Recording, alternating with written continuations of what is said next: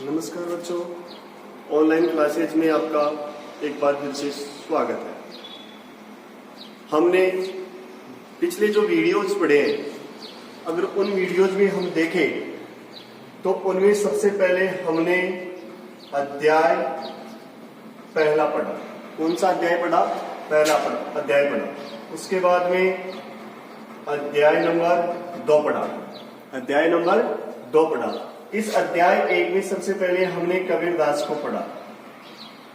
अध्याय 1 में सबसे पहले कबीरदास को पढ़ा। कबीरदास के बाद में हमने तुलसीदास जी को पढ़ा। किसको पढ़ा? तुलसीदास जी को पढ़ा। तुलसीदास के बाद में हमने कृपाराम खिड़िया को पढ़ा। किसको पढ़ा? कृपाराम खिड़िया को पढ़ा। फिर अध्याय 2 पढ़ा। इस अध्याय में हमने किसको पढ़ा? सूरदास जी को पढ़ा। किसको पढ़ा? सूरदास जी को पढ़ा। इस प्रकार से हमने 2 अध्यायों के बारे में अध्ययन किया, जिसमें मैंने बताया कि हिंदी साहित्य के इतिहास को हमने कितने भागों में बांटा था? 4 भागों में बांटा था। एक तरफ कौन सा था? आदिकाल। दूसरा कौन सा था? भक्तिकाल। मैंने कहा था आदिकाल का कोई भी कवि आपके सिलेबस में नहीं है। इसके बाद में मैंने दूसरा काल कौन सा पढ़ाया था? भक्तिकाल पढ़ाया था। इस भक्ति काल के अंदर अगर देखें तो सगुण और निर्गुण, सगुण और निर्गुण। तो अगर देखें तो इस सगुण के अंदर रामाश्री और कृष्णाश्री, जिसमें इसका सूर, इसमें इसका तुलसी। इसी प्रकार से निर्गुण में यहाँ पर 2, एक ज्ञानाश्री तो दूसरा प्रेमाश्री। दूसरा प्रेमाश्री। इसमें हमने किसका अध्ययन किया था? कबीरदास का अध्ययन किया था। इसी प्रकार से जो हिंदी साहित्य के इतिहास का कौन सा काल आता है? तीसरा काल आता है, जिसका नाम क्या है? रीतिकाल। तीसरा नाम क्या है? रीतिकाल। और इसी के साथ में चौथा नाम क्या है इसका? आधुनिक काल। चौथा नाम क्या है? आधुनिक काल है। ये हमने पढ़े थे।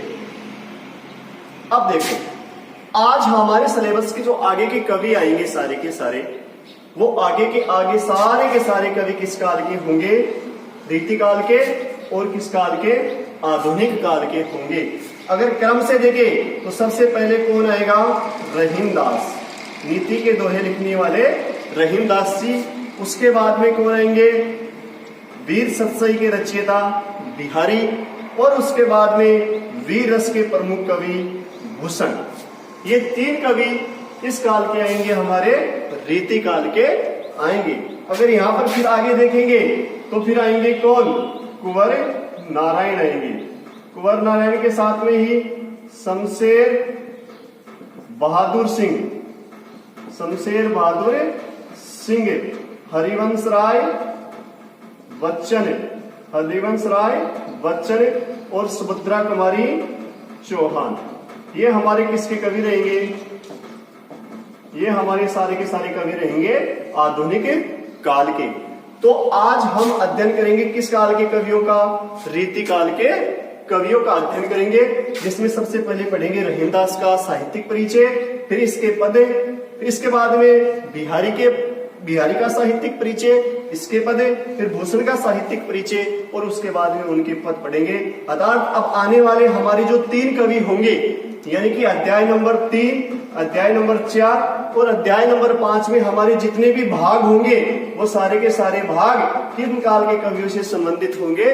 वो हमारे सारे के सारे भाग रीति काल के कवियों से संबंधित होंगे। अतः आगे देखें तो अब सबसे पहले हम पढ़ेंगे किसको? रहीमदास जी को। तो देखो बेटा, अगर रहीमदास जी के बारे में अगर जाने तो रहीमदास जी जो हैं वो रीति काल के कवियों में इनका क्या है? नाम सर्वोपरि माना जाता है। यानी रीति काल के भी एक प्रमुख कवियों में से इनकी गिनती होती है। अगर रहीमदास के बारे में अगर बात करें, जब मुगल साम्राज्य यहाँ पर स्थापित था, मुगल साम्राज्य जब यहाँ पर स्थापित था, यानी कि सबसे पहले यहाँ पर मुगल साम्राज्य स्थापित था, और मुगल साम्राज्य में जब अकबर का शासन था, किसका शासन था? अकबर का शासन था। तब इनके जो पिता है, जिनका नाम था बैरम खां, जिनका नाम क्या था? बैरम खां, जो किनके संरक्षण में रहे थे? अकबर के संरक्षण में रहे थे। हम किनके बारे में अध्ययन करेंगे? रहीमदास जी के बारे में अध्ययन करेंगे। आज पढ़ेंगे किनके बारे में? रहीमदास के बारे में। तो देखिए, अगर इनका परिचय देखें तो देखो ध्यान से बेटा, सबसे पहले रहीमदास का जन्म। रहीमदास का जन्म कब हुआ था? 1556 ईस्वी को हुआ था। अगर जाने कि कहाँ हुआ था रहीमदास का जन्म, तो रहीमदास का जो जन्म है वो लाहौर, कहाँ है वर्तमान में? पाकिस्तान में इनका क्या हुआ था? जन्म हुआ था। लाहौर पाकिस्तान में इनका क्या हुआ था? जन्म हुआ था। इनकी जो मृत्यु है रहीमदास जी की, इनकी मृत्यु 1626 ईस्वी को हुई थी। इसी के साथ में अगर इनके पिता का नाम देखे तो इनके पिता का नाम क्या था? बैरम खां। इनके पिता का नाम क्या था? बैरम खां। अगर रहीमदास जी का पूरा नाम जाने, तो इनका पूरा जो नाम है वो था अब्दुल रहीम खान खाना। अब्दुल रहीम खान खाना। क्या नाम था? अब्दुल रहीम खान खाना इनका क्या था? पूरा नाम था।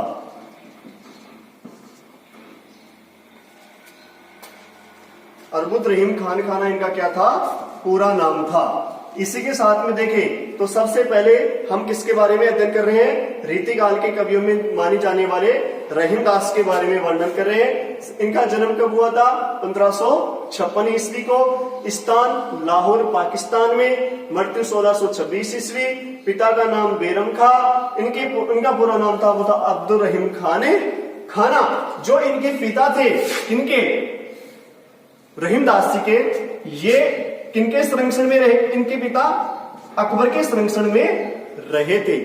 अतः जो रहीम के दोहे हैं, हमें वर्तमान में नीति, सदाचरण, परोपकार, उदारता, मनोभाव आदि की हमें क्या देते हैं? सीख देते हैं। आदि की क्या देते हैं? सीख देते हैं। यानी इनके जितने भी नीति के दोहे हैं, रहीमदास जी के जितने भी नीति के दोहे हैं, वो हमें नीति, सदाचरण, परोपकार, उदारता, मनोभाव आदि की इस मनुष्य जीवन में हमें क्या देते हैं? सीख देते हैं। अगर इनके बारे में देखें तो रहीमदास जी हैं, रहीमदास जी का छंदों पर है वो इनका प्रमुख स्थान माना जाता है। अगर देखें तो इनमें दोहा, सोरठा, बरवे और सवैया, ये इनके प्रमुख क्या रहे हैं? छंद रहे हैं। रहीमदास जी के देखिए, रहीमदास ने दोहा, सोरठा, बरवे, सवैया, इन छंदों में इनको महारत हासिल थी। दोहा छंद जिसके प्रथम चरणों में यानी विषम चरणों में, प्रथम और तीसरे यानी विषम चरणों में 13-13 और सम चरणों में 11-11 मात्रा होती है, वो दोहा छंद होता है। कुल 24 मात्रा होती है। सोरठा में कुल 24 मात्रा होती है। बरवे में वर्णों की संख्या होती है, इसमें 12 वर्ण होते हैं। सवैया छंद होता है। इस सवैया छंद में 22 से लेकर 26 तक क्या होते हैं? इसमें वर्ण होते हैं। 22 से लेकर 26 तक क्या होते हैं?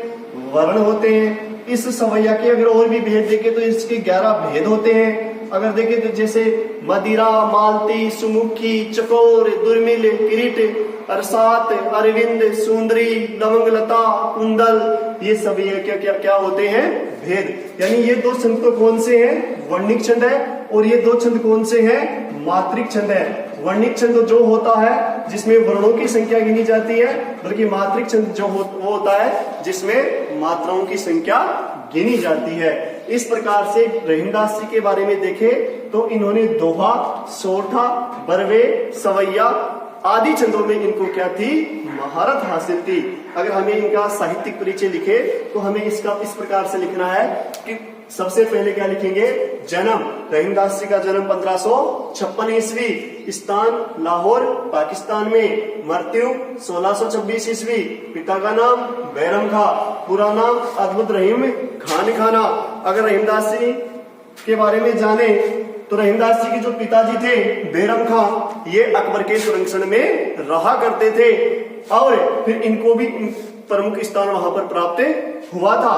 अगर रहीमदास जी के बारे में देखें तो रहीमदास जी के दोहे हैं, मनुष्य जीवन में नीति, सदाचरण, आदर्श, परोपकार, मनोभाव आदि की हमें प्रेरणा देते हैं। इनके दोहों में दोहा, सोटा, बरवे, सवैया आदि छंदों के प्रमुख हमें लक्षण देखने को मिलते हैं। इस प्रकार से जो रहीमदास जी है, अगर इनकी रचनाओं की बात करें, रहीमदास जी की रचनाओं की अगर हम बात करें तो रहीमदास जी की जो रचनाएं हैं, मुख्य से सबसे पहले अगर देखें तो इनकी एक रचना है जिसका नाम क्या है, दोहावली।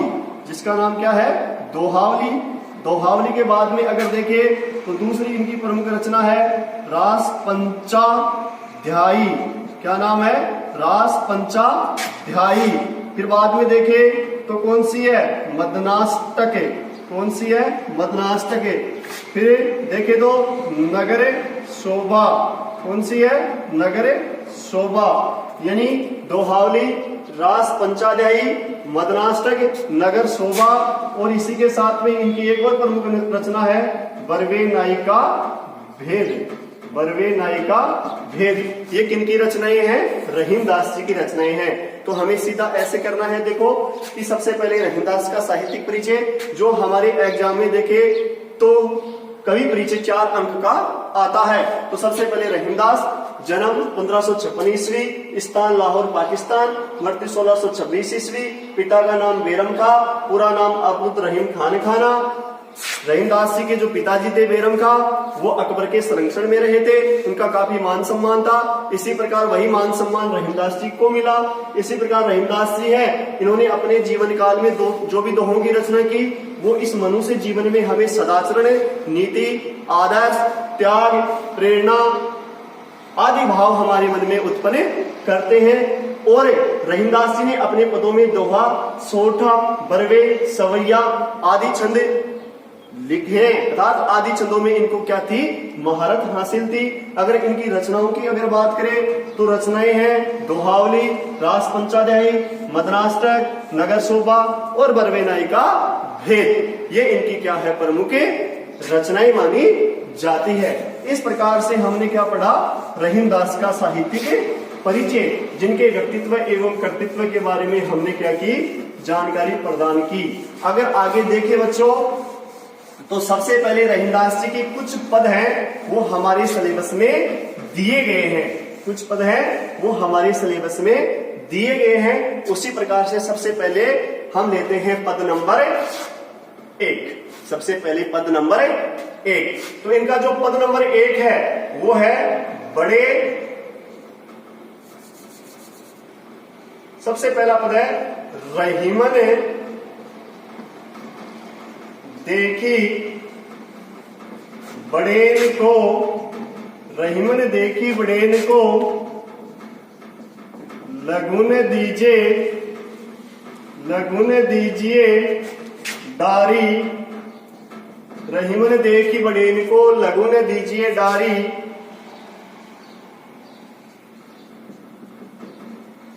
जहां काम आवे सुई वहां क्या करे तलवारी। रहीमन देखी बड़ेन को लगुन दीजिए डारी। जहां काम आवे सुई वहां का करे तलवारी। ये रहीमदास जी का पहला पद है। तो देखो रहीमदास ने इस प्रस्तुत पद में क्या कहा है, रहीमदास ने कहा देखी यानी देखकर, देखी यानी देखकर, बड़े यानी बड़े व्यक्ति को या जो अपने से पूर्ण हो, अपने से बड़ा हो, उसको देखकर या धनवान व्यक्ति को देखकर, या फिर कह सकते हैं अपने से किसी धनवान व्यक्ति को देखकर लगुन दीजिए यानी कभी किसी छोटे का त्याग नहीं करना चाहिए। क्योंकि जहां काम आवे सुई, जहां सुई का महत्व होता है वहां तलवार किसी काम में नहीं आती, वहां तलवार किसी काम में नहीं आती। अर्थात प्रस्तुत पद में रहीमदास ने कहा कि रहीमन देखी बड़ेन को लगुन दीजिए डारी। जहां काम आवे सुई वहां का करे तलवारी। यानी रहीमदास ने प्रस्तुत पद्यांश में कहा कि रहीमन देखी बड़े, इनको रहीमदास ने कहा कि किसी बड़े या अपने से धनवान व्यक्ति को देखकर लघु न दीजिए डारी, उस अपने से छोटे का कभी त्याग नहीं करना चाहिए। क्योंकि जहां काम आवे सुई, जहां सुई का महत्व होता है वहां तलवार का कोई मूल्य नहीं होता। अर्थात धनवान व्यक्ति अपनी जगह काम आता है और उससे निम्न वर्ग का व्यक्ति अपनी जगह काम आता है। जिस प्रकार से सुई और तलवार अपने अपने स्थान में अपने अपने लिए प्रयुक्त होती है, उसी प्रकार हमेशा मनुष्य के साथ में भी सम्मान व्यवहार करना चाहिए। अर्थात बड़े को देखकर कभी छोटे व्यक्ति का त्याग नहीं करना चाहिए। इसी प्रकार से रहीमदास जी का अगर दूसरा पद देखे तो रहीमदास ने दूसरे पद में क्या कहा, एके सादे सब सदे, एके सादे सब सदे, सब सादे सब जाय, एके सादे सब सदे, सब सादे सब जाय। रहीमन मूली सिंचिबो फूले फलाय, फूले फला अघाय, फूले फला अघाय। ये दूसरा पद है रहीमदास जी का कि एके सादे सब सदे, सब सादे सब जाय, रहीमन मूली सिंचिबो फूले फले अघाय, फूले फले अघाय। ये रहीमदास जी का अगला पद है, जिसमें देखो रहीमदास ने प्रस्तुत पद में क्या कहा है कि एक सादे, यानी कि कहे तो पूर्ण करे, सब सदे सभी कार्यों को पूर्ण करने का प्रयास करे, यानी पूर्ण करने का क्या करे, प्रयास करे। सब सादे सभी कार्यों को एक साथ करने का प्रयास करे, सब जाए सारे कार्य उसके क्या हो जाते हैं, व्यर्थ हो जाते हैं। कि मनुष्य जीवन में उसका मूल कर्तव्य क्या होना चाहिए। रहीमदास ने कहा कि एके सादे, अगर मनुष्य किसी एक कार्य को करना चाहे सब सदे, तो धीरे धीरे उसके पूरे कार्य पूर्ण हो जाते हैं। लेकिन सब सादे सभी कार्यों को एक साथ साधने का प्रयास करता है, सब जाए तो उसके सारे के सारे कार्य क्या हो जाते हैं, व्यर्थ हो जाते हैं। एक सामान्य बात पर मैं बता रहा हूं कि क्या कहना चाहता है। अगर आपको एक साथ में कई पुस्तकें दो, हिंदी, अंग्रेजी, आपकी जो भी अन्य अदर मेन सब्जेक्ट्स हैं, और आपसे बच्चों में ये कहूं कि एक साथ सभी को पढ़ो, तो आप नहीं पढ़ सकते। बस रहीमदास ने यही कहा कि एके सादे एक एक कार्य को करने का प्रयास करो, सब सदे आपके पूरे कार्य पूर्ण हो जाएंगे। लेकिन सब सादे सभी कार्यों को एक साथ करने का प्रयास करोगे, सब जाए आपके सारे कार्य क्या हो जाएंगे, व्यर्थ हो जाएंगे। तो एके सादे सब सदे कि मनुष्य जीवन में मनुष्य अगर एक कार्य को करने का प्रयास करता है तो उसके सारे कार्य पूर्ण हो जाते हैं। उसी प्रकार सभी कार्यों को एक साथ करने का प्रयास करता है तो सारे कार्य उसके क्या हो जाते हैं, व्यर्थ हो जाते हैं। जैसे रहीमदास ने कहा मूल यानी जड़ सींचिवो, क्यों किसी पेड़ की जड़ को सींचने से ही फूले फले अगार उस पर खिलते हैं, यानी कि उस पर फल फूल खिला करते हैं। बल्कि आप उस पेड़ के ऊपर अगर पत्तियों को सींचने का प्रयास करोगे तो वो पेड़ क्या हो जाएगा, सूख जाएगा। अतः हमें किसको सींचना चाहिए, उसकी जड़ को सींचना चाहिए, जिससे कि अपने आप उसके ऊपर पूरे पेड़ के ऊपर उसकी पत्तियां और पूरे फल खिलते रहे। अतः हमें उन पत्तियों को और फल फूलों को सींचने के बजाय हमें किसको सींचना चाहिए, जड़ को ही सींचना चाहिए। उसी प्रकार एक कार्य को करते करते हमें धीरे धीरे सारे कार्य करने चाहिए। अर्थात किस कारण ऐसे करना है कि एके सादे सब सदे, सब सादे सब जाय, रहीमन मूल ही सींचिबो फूले फले अगाय। प्रस्तुत पद्यांश में रहीमदास जी कहते हैं कि मनुष्य जीवन में एक कार्य को पूर्ण करने पर उसके सभी कार्य पूर्ण हो जाया करते हैं। जब उसी प्रकार से सब कार्य जो मनुष्य एक साथ करने का प्रयास करता है तो सारे कार्य उसके व्यर्थ हो जाते हैं। जिस प्रकार से रहीमदास ने कहा, हमें किसी पेड़ की जड़ को सींचने पर ही उसे फले फूले उगाए, उस पर फल और फूल खिला करते हैं। अतः हमें कभी उस फल फूलों को सींचने के बजाय हमें उसकी जड़ को ही सींचना चाहिए, जिससे हमारा पेड़ हमेशा क्या बना रहे, हरा बना रहे। इसी प्रकार से ये रहीमदास जी का कौन सा पद है, दूसरा पद है।